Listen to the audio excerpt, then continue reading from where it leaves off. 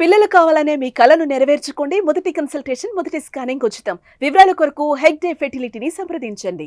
మేము వచ్చిన తర్వాత 7,625 కోట్లు రైతు భరోసా పథకంలో రైతుల ఖాతాలు వేసినవి తీసేస్తే అంతకంటే ముందు 72,816 కోట్లు గత ప్రభుత్వం రైతులకు రైతు బంధు పథకంలో వేసిండ్రు అధ్యక్ష. అందులో ఒక అంచనా సాగులో లేని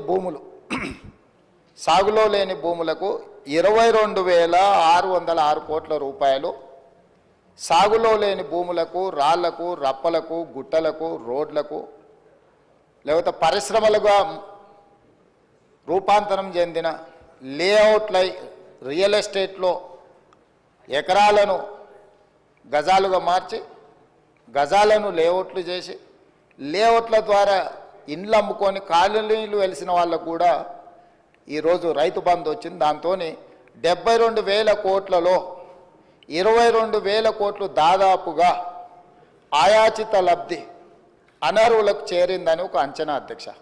ఈరోజు నేను అడుగుతున్న అధ్యక్ష, నేను మీ దృష్టికి తీసుకొస్తున్న పాయల్ శంకర్ గారిని కూడా నేను అడగదలుచుకున్నా, రాళ్లకు, రప్పలకు, గుట్టలకు కూడా మనం ఇద్దామా?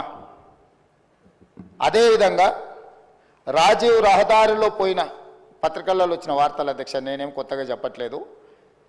గజ్వేల్ ప్రాంతంలో కల్వకుంట్ల చంద్రశేఖరరావు గారు ప్రతిపక్ష నాయకుడు ప్రాతినిధ్యం వహిస్తున్న గజ్వేల్ నియోజకవర్గ పరిధిలో రాజీవ్ రహదారిలో భూమి పోయి రాజీవ్ రహదారి వేసిన రోడ్డు కూడా రైతు బంధు పథకం ద్వారా నిధులు ఇచ్చిండ్రు అధ్యక్ష. అదేవిధంగా నా ప్రాంతానికి సంబంధించి శ్రీశైలం, మా సొంత ఊరికి వెళ్ళాలంటే ఈ దారిలోనే వెళ్ళాలి అధ్యక్ష. ఆమన్గల్లు ప్రాంతంలో శ్రీశైలం రోడ్లో పోయిన భూమికి కొత్త పాస్ పుస్తకాలు అధికారులు, అక్కడ కొంతమంది రాజకీయ దళారులు కుమ్ముకై శ్రీశైలం పోయిన రోడ్లకు ఈరోజు రైతు బంధు పథకాన్ని ఆ గత ప్రభుత్వం ఇచ్చింది అధ్యక్ష. ఇదే కాకుండా అధ్యక్ష, క్రషర్లు నడుస్తున్నాయి అధ్యక్ష. ఆల్రెడీ క్రషర్లు నడిచే వాటికి ఈరోజు రైతు బంధు వాళ్ళు గతంలో ఇచ్చిండ్రు అధ్యక్ష. అదేవిధంగా మైనింగ్ భూములు అధ్యక్ష, మైనింగ్ లీజులు ఇచ్చి మైనింగులు జరుగుతున్న భూములకు ఈరోజు రైతు బంధు ఇచ్చింది అధ్యక్ష. అదేవిధంగా టీఆర్ఎస్కు సంబంధించిన నాయకులు, అధికారులు పోడు భూములు రైతులకు, పేదలకు, గిరిజనులకు, ఆదివాసీలకు ఇస్తే వాళ్ళ పేరు మీద కూడా నకిలీ పట్టాలు తయారు చేసి నకిలీ పట్టాల ద్వారా కూడా రైతు బంధు పథకాన్ని ఆయాచిత లబ్ధి పొందిండ్రు అధ్యక్ష. ఈరోజు ఇట్లా చెప్పుకుంటూ పోతే అది క్రషర్లు కావచ్చు, శ్రీశైలం నేషనల్ హైవే కావచ్చు, లేకపోతే రాజీవ్ రహదారి కావచ్చు, లేకపోతే క్రషర్లు పెట్టినవి కావచ్చు, లేకపోతే మైనింగ్లు ఇచ్చినవి కావచ్చు, లేకపోతే హైదరాబాదు చుట్టుముట్టూత, ముఖ్యంగా హైదరాబాదు నగరం చుట్టుముట్టూత ఒకప్పుడు మనందరం చూసినాం. కూరగాయలు పండించేవాళ్ళు, ఆకుకూరలు పండించేవాళ్ళు, వివిధ రకాల ద్రాక్ష తోటలు, చాలా వ్యవసాయం జరిగేది. కానీ ఇవాళ హైదరాబాదు నగరం చుట్టుముట్టూత ఒక 50 కిలోమీటర్ల పరిధిలో 70-80% వ్యవసాయం ఎవరు చేయడం లేదు. రియల్ ఎస్టేట్లుగా మారి, లేఅవుట్లుగా మారి, ప్లాట్లుగా విక్రయించి ఈరోజు మొత్తం వ్యవసాయేతర పనులకు, పరిశ్రమలకు, లేకపోతే ఐటీ కంపెనీలకు, లేకపోతే రియల్ ఎస్టేట్ లేఅవుట్ల కిందనూ మారిపోయినాయి అధ్యక్ష. గత ప్రభుత్వము యావరేజ్గా 2 సీజన్లకు కలిపి ప్రతి సంవత్సరం 3 కోట్ల ఎకరాలకు వాళ్ళు డబ్బులు ఇచ్చుకుంటూ పోయినారు అధ్యక్ష.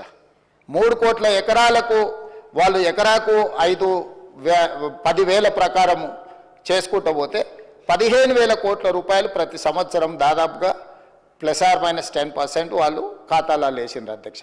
అట్లా వాళ్ళు ఇచ్చిన 72,000 కోట్లల్లో 22,000 కోట్ల రూపాయలు జాతీయ రహదారులకు, రియల్ ఎస్టేట్లో ప్లాట్లు అమ్మిన వాళ్లకు, క్రషర్లకు, మైనింగ్లకు, రాళ్లకు, రప్పలకు, కొండలకు, గుట్టలకు దొంగ పాస్ పుస్తకాలు తయారు చేసుకొని అధికారంలో ఉన్నాం కాబట్టి అధికార పార్టీ నాయకుల అనుచరులము, వారి సహచరులము, వారి బంధువులమని వేలాది కోట్ల రూపాయలు కొల్లగొట్టిండ్రు అధ్యక్ష. మరి ఈరోజు నేను అడుగుతున్న తమ ద్వారా ప్రధాన ప్రతిపక్షము ఈ పథకాన్ని 80,000 పుస్తకాల్లో చదివిన సారాంశంతో దీన్ని తయారు చేసిన ప్రధాన ప్రతిపక్ష నాయకుడు వచ్చి ఇంత కీలకమైన అంశం చర్చకు వచ్చినప్పుడు వారు సూచనలు ఇస్తారని అనుకున్నాం అధ్యక్ష. వారి అనుభవం నుంచి వారి పరిపాలనలో వారు నేర్చుకున్న అంశాల నుంచి ఈ ప్రభుత్వం ఏదైనా సూచన వస్తే మేము తీసుకుందాం అనుకున్నాం. ఇక్కడ ఒక అంశం చెప్పొచ్చు అధ్యక్ష. ఈరోజు ఇది ప్రవేశపెట్టిన వ్యవసాయ శాఖ మంత్రి గారు తుమ్మల నాగేశ్వరరావు గారు వారికంటే సీనియర్, వారికంటే ముందు ఎమ్మెల్యే, వారికంటే ముందు మంత్రి, వారికంటే ఎక్కువ శాఖలు నిర్వహించారు. అయినా మా సహచార మంత్రి తుమ్మల నాగేశ్వరరావు గారికి ఎలాంటి బేసిజాలు లేవు అధ్యక్ష. ఒకవేళ ఎవరైనా మొదటిసారి శాసనసభ్యుడైనా, ఈరోజు నేను ఎందుకు రిప్లై చేస్తున్నా, మొదటిసారి శాసనసభ్యుడు శంకర్ గారు, పాయల శంకర్ గారు కొన్ని అంశాలు లేవనెత్తితే వారు గతంలో స్థానిక సంస్థలలో ప్రజాప్రతినిధిగా పనిచేశాడు. ఎమ్మెల్యే కాకపోయి ఉండొచ్చు, ఎమ్మెల్యే కంటే ఎక్కువ ప్రజలతో మమేకమై ప్రజా జీవితంలో సంవత్సరాల కొద్ది ప్రజలలో ఉన్నారు. తనకు ఒక అనుభవం ఉంది.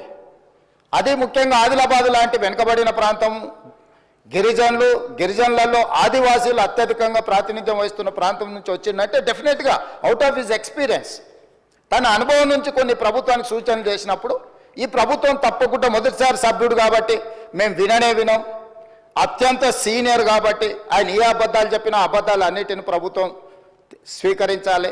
ఇట్లాంటి వాదనలకు ఇక్కడ తావలేదు అధ్యక్ష. తమరి నాయకత్వంలో అంశానికి ప్రాధాన్యత ఉంది, విషయాన్ని క్షుణ్ణంగా పరిశీలించే విధానం ఉంది.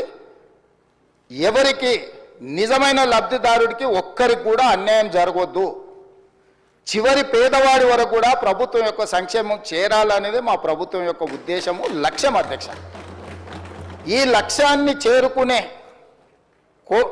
సందర్భంలో ఆయాచితంగా వేలాది కోట్ల రూపాయలు గడీలలో ఉండే భూస్వాములు, జమీందారులు, జాగీర్దారులు వ్యవసాయం చేయకుండానే వాళ్ళ ఆధీనంలో ఉన్న రాళ్ళు రప్పల కొండలకు, వాళ్ళ ఆధీనంలో ఉండి సీలింగ్లో ప్రభుత్వానికి సరెండర్ చేసిన భూములకు, లేకపోతే రియల్ ఎస్టేట్లో లేఅవుట్లుగా మారిన భూములకు ఈరోజు ఇవ్వాలనా? సుమన్ టీవీలో మీ పర్సనల్ అండ్ బిజినెస్ ప్రమోషన్స్ కోసం కింది నెంబర్కి కాంటాక్ట్ చేయండి.